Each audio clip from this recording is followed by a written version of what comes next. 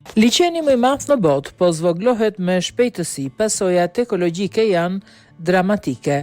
Deti Kaspik, më i madhi pa dalje në oqeane, po përjeton një tkurje dramatike që ka lënë brigjet thata deri në 50 kilometra larg vijës ujore.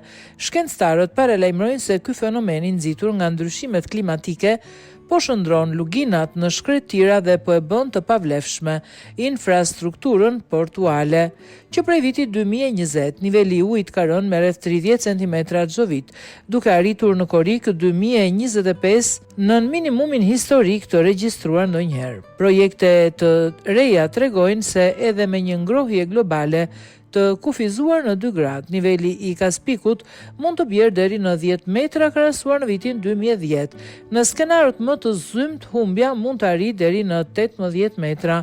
Pasojat ekologjike janë dramatike. 4 nga 10 ekosisteme unike të Kaspikut të rrezikojnë zhdukje, ndërsa foka e rrallë e Kaspikut mund të mbasë mbi 80% të habitatit.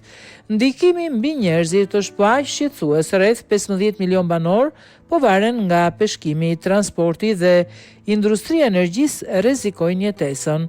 Rënja e prurjeve të lumit të Volga po pengon tregtinë dhe po shtron kosto miliardçe për portet e Aktaut dhe Bakus.